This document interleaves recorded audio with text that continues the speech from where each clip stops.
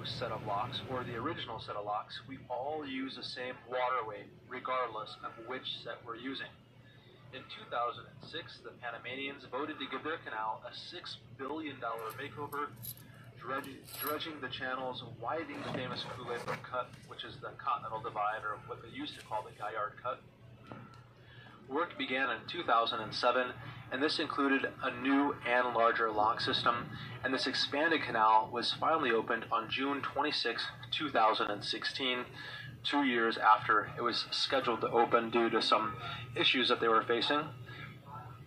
But the original locks, these are called the PAM-X locks, and each chamber that we just went through, they're 965 feet, or 294 meters long.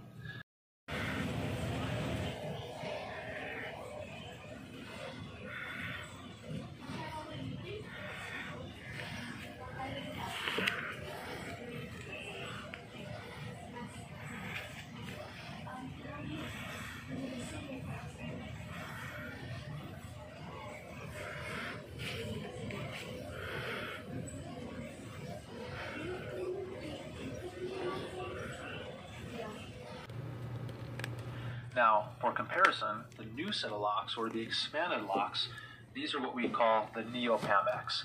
These are 1,400 feet, or 427 meters long, 180 feet, or 55 meters wide, 60 feet, or 18 meters deep. So, obviously, they can accommodate much, much larger ships. Now, container ships, they represent more than half of the traffic through the expanded.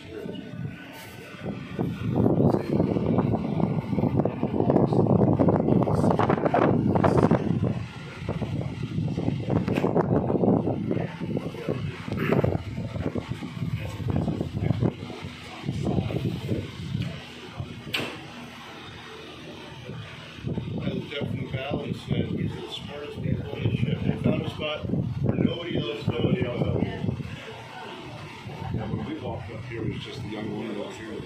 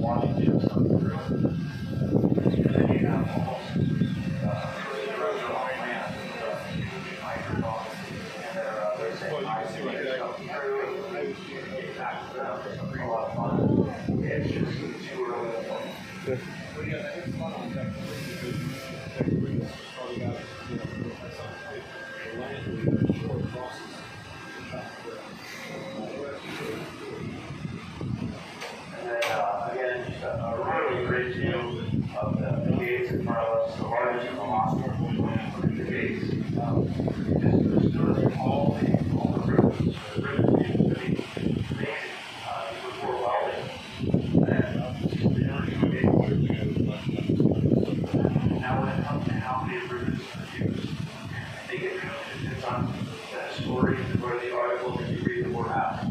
I've heard anywhere from 4 billion to 2 billion to 6 billion ripples. And actually, we have the 2 Panama Canal videos playing on material television, big, bigger, and bigger. And then we have the National Geographic mountains and mosquitoes. And both of those programs give different numbers for the ribbons. Flores live cam Panama Canal, and they can find that link.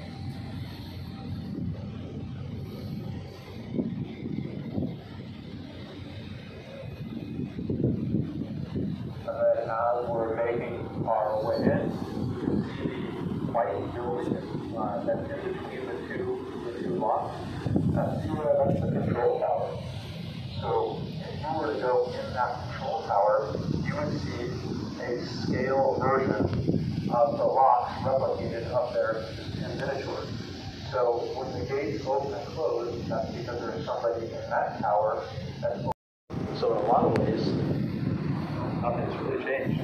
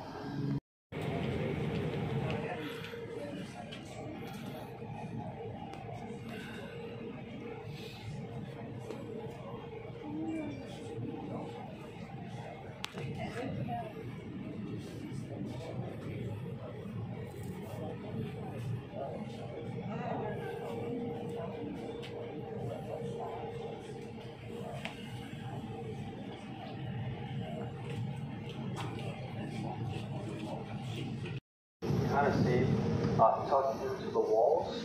You can really see it on the chamber that's next to us. The bridges, the wing bridges, they extend out and in. Those were the original only way to really cross from one side to the next. And then, of course, with the Thatcher ferry over on each side of the ship, we're going to have folks every time we're in and around these canals. They're there to simply assist us.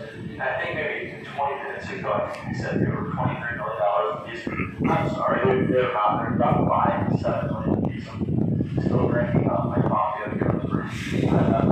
Cruise, if you want to go on the new set of locks, just book a cruise on a ship that's wider than 110 feet, and that's a guaranteed ticket on the new set of locks.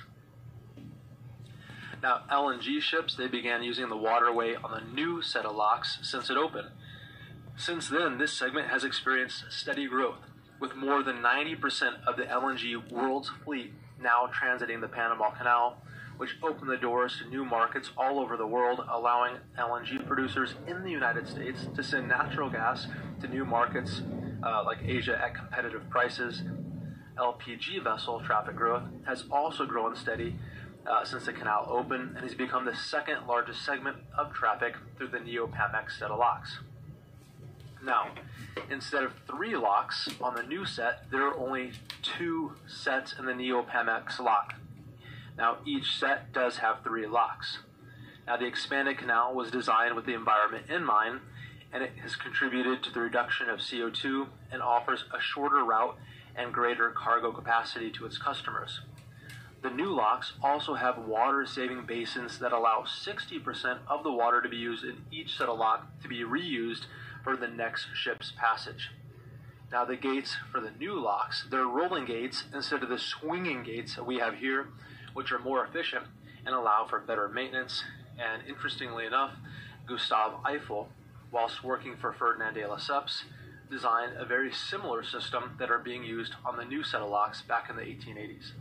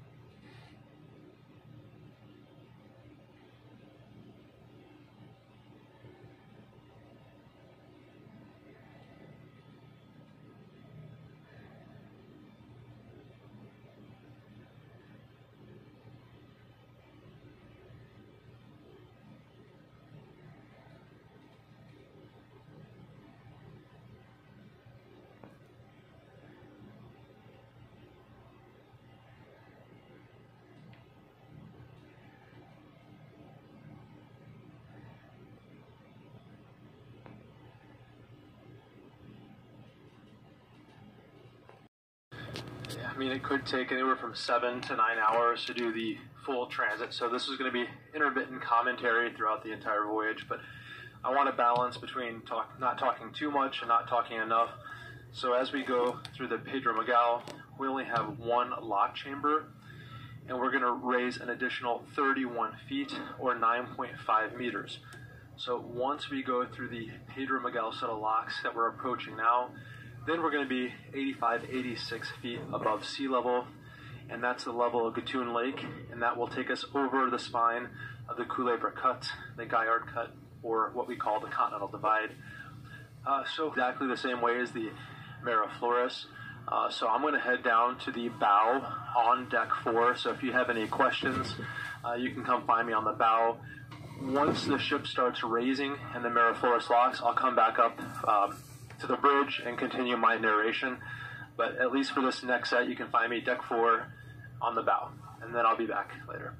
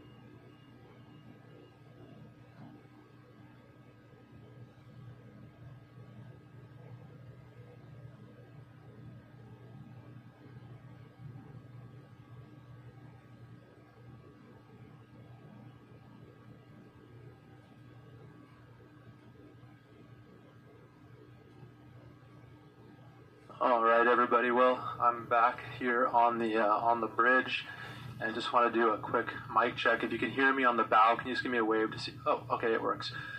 So the staff captain just gave us an update. He said it looks like we're going to get to the Gatun set of locks around 12:15. So that gives you an idea of, time-wise. We're in the last set of the Pedro Miguel. 12:15, we should get to the Gatun set. So the rest of the time, we're going to be in Gatun Lake. When we get to Balboa, we're going to get new pilots that join, so you can keep an eye out for that. And of course, I'll do intermittent narration as we make our way through Gatun Lake. Something to keep an eye out for, I haven't seen it yet. Maybe I missed it at the Miraflores, but I'll make sure I keep a keen eye out at the Gatun set of locks. So we have each of these locks, they have a large target. And you remember the linesmen that came out on the rowboat to throw the line up to the ship? Well, they practice on these targets. And each set of locks has a target. So the Gatun set, the Pedro Miguel, and the Miraflores. And the linesmen continue to practice. And what they do, once a year, they all get together at Gatun. So the Miraflores, Pedro Miguel, they all go to the Gatun set, and they have a huge competition to see which linesman is the best. And there's actually a big cash prize for this, because you have to be good, and it's an incentive to practice all the time, but it's also a friendly competition to see who has the best and most accurate throwers. So I definitely know where the target is at Gatun, so I'll point that out. But right now, we're just waiting for the gates to open. But the Zaandam, we just went from sea level up to 85, 86 feet above sea level. So, and once these gates open, we're going to sail in, and then we're going to be in what's called Gatun Lake. We're going to go over go through the bridge here. I'll give you some information on that. And then we're going to twist and turn and go through the Culebra Cut, which is the Continental Divide.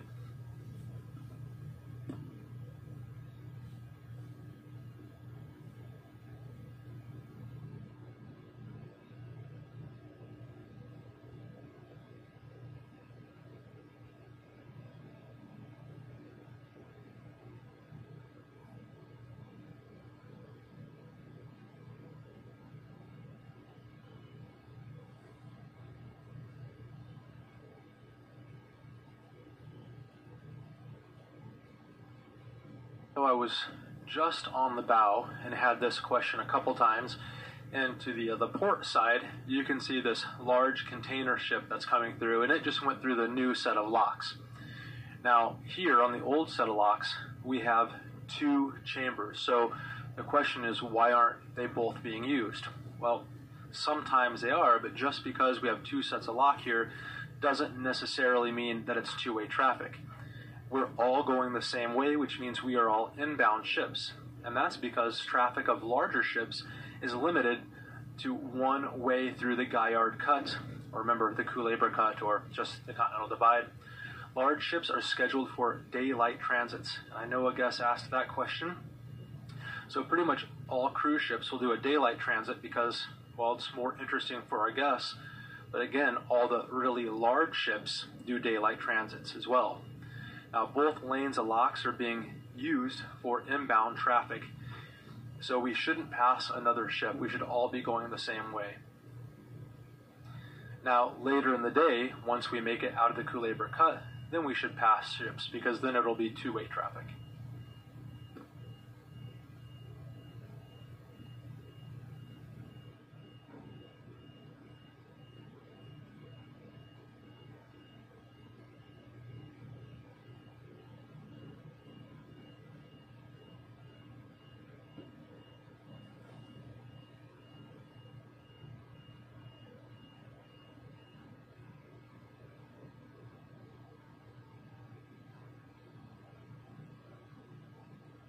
And just a couple quick notes. I just came in from outside, and I have to say this is one of the more beautiful mornings that I've experienced here. It's not super hot yet. It's not super humid.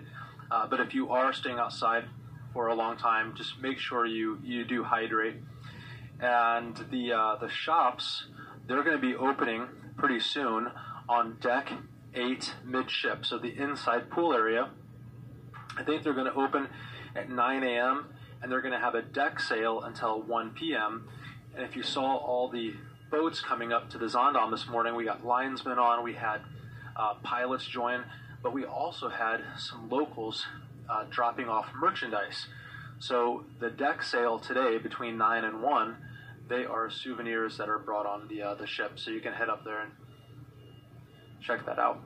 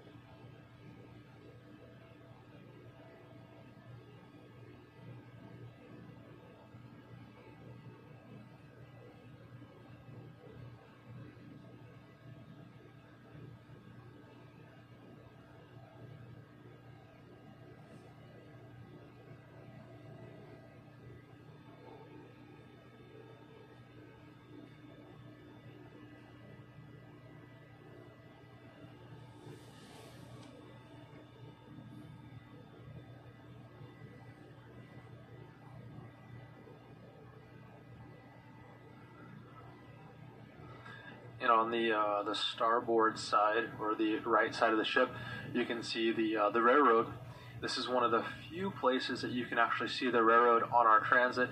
And these are part of the tracks that were laid down by the American company.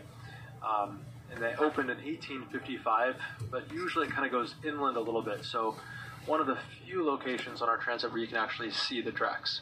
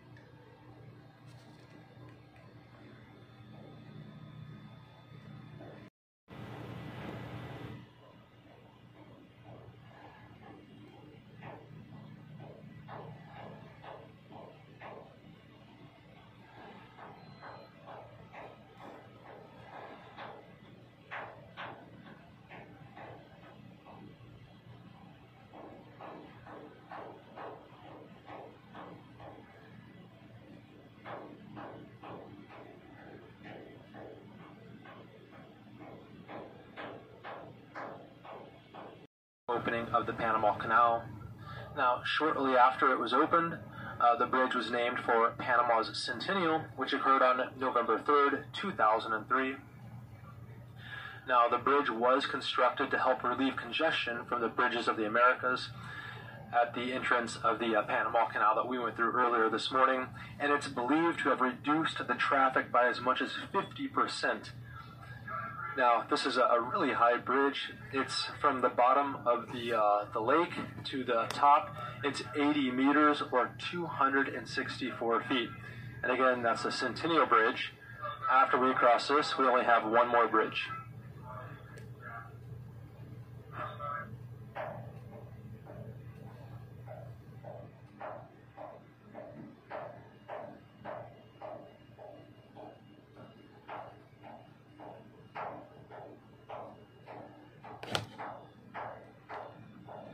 On the port hand side, you can see that the traffic lane coming from the new set of locks in Neopamex, and then where we're coming out, you can see the buoys here. We kind of merge, so it doesn't matter if you use the new set of locks or the old set of locks. Once we get to the bridge, all ships are using the same waterway.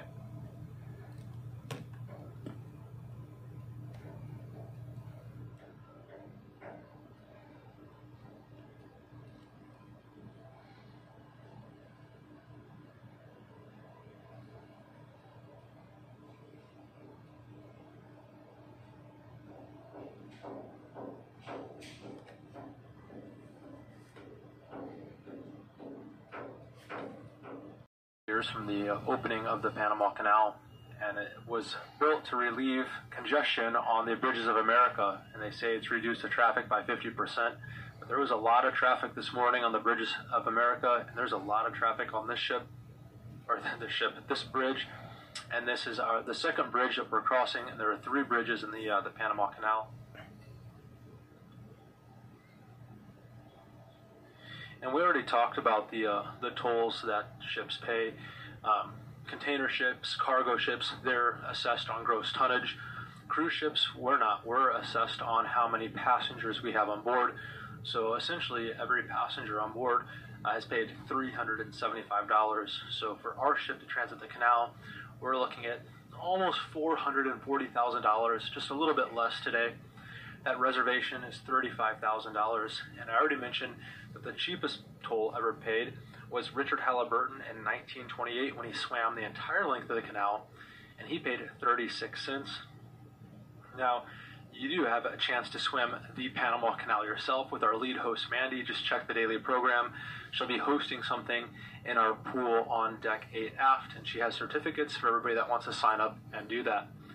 But now that we're going under the Centennial Bridge, we will be entering the Culebra Cut, or what they used to call the Gaillard Cut, or essentially the mountain range that forms the backbone of the Continental Divide.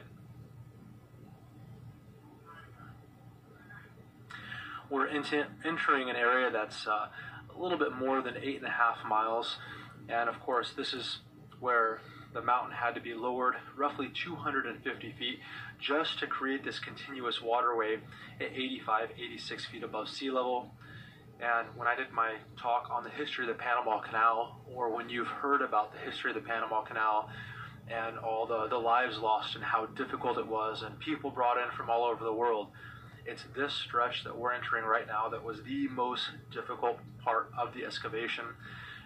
Most of this had to be blasted away with dynamite before you can even begin digging, and 60 to 61 million pounds of dynamite were used, and most of that was just in this area that we're sailing in right now. You can see on the port hand side, the left hand side, the stair steps that are carved into the range that we're going through, and that's to help slope stabilization. So roughly the next, let's call it 8.5 miles. For me, this is probably the most interesting. It's the narrowest section that we're going to. Once we get out of this, Gatun Lake really opens up. We can even see ahead of us a dredging ship. So because of how narrow this is, and with the alluvium drift and erosion, they're constantly having to dredge out of this whole area. Actually, bees are a very important part of the canal operation, so much so that there are people hired just to study local bee population to make sure they're healthy, so they can pollinate all the vegetation to help stabilize the slopes.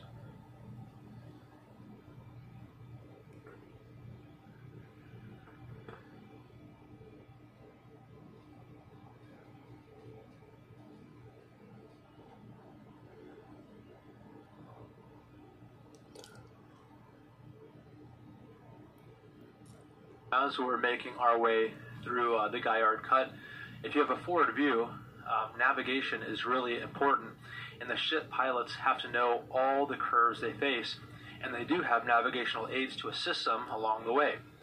So along the way through the Gaillard Cut, the Culebra Cut, or just the Continental Divide here, there are a series of white panels on the hillside for them to help guide. You can see these on the port side of the ship or the left side. Now, these panels are placed one behind the other. If the panels are in line, the pilot knows he's on course. Now, there are actually two sets of panels. The ones with the black crosses, they're used when the ship is to be in the center of the canal. The ones with only one vertical stripe are to be used when the ship is to be off-center, allowing for two-way traffic. So I'll just go ahead and repeat that just in case you weren't looking out the window, but again, on the port hand side, you can see that the panels that you see, they're placed one behind the other, and if the panels are in line, well, the pilot knows he's on course. Now, there are actually two sets of panels. The ones with the black crosses, they're used when the ship is to be in the center of the canal. The ones with only one vertical stripe are to be used when the ship is off-center to allow for two-way traffic.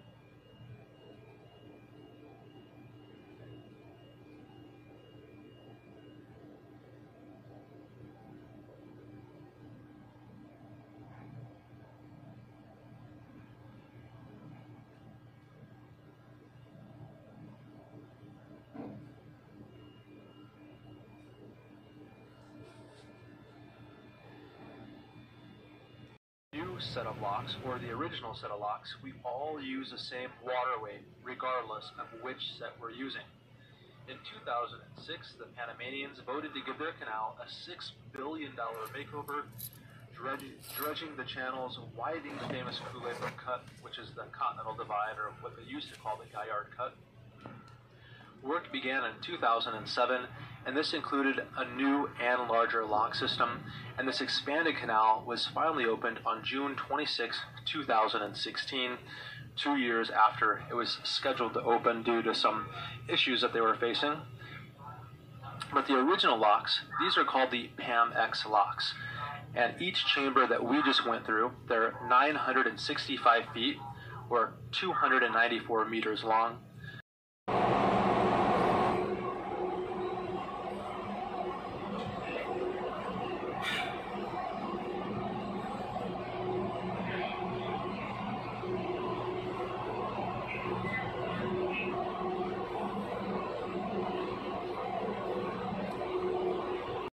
You. It's literally passing it right now. He's the brown. It looks like a brown log on the side.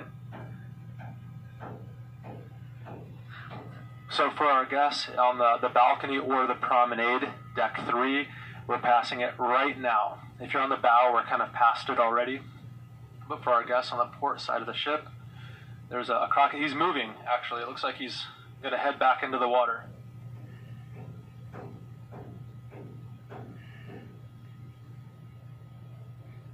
I would say that's a male alligator, probably about 14 years old. It's probably had about 2 or 3 offspring. No, I don't know. I do know it's an alligator.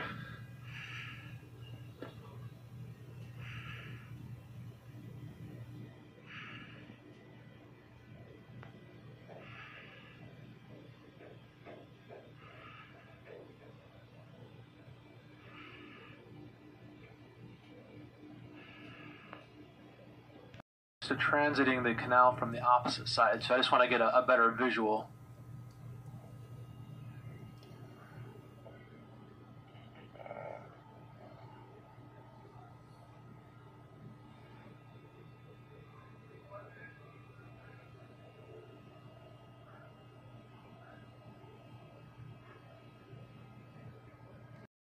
So on the starboard or right side of the ship, you can see this rock we call Gold Hill.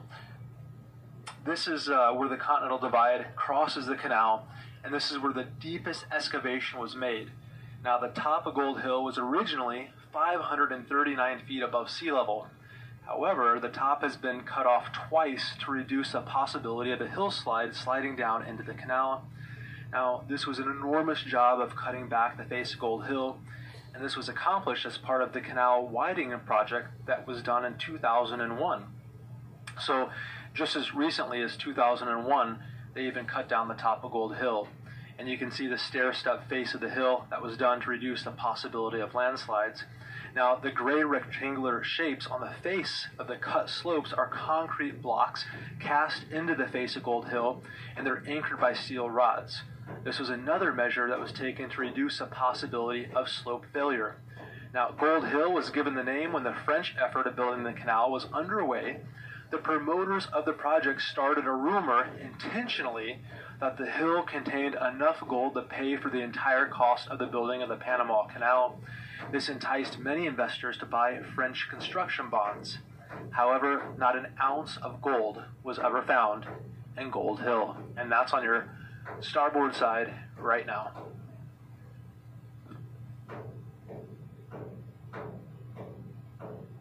Zaandam, and we came through in the middle of the night. They named the Rotterdam and the Zaandam Taurus and Goliath, which are names of the dredging ships in the canal. There are a lot of dredging ships, so I'm always curious to see if one of these ships are going to be called Taurus or Goliath.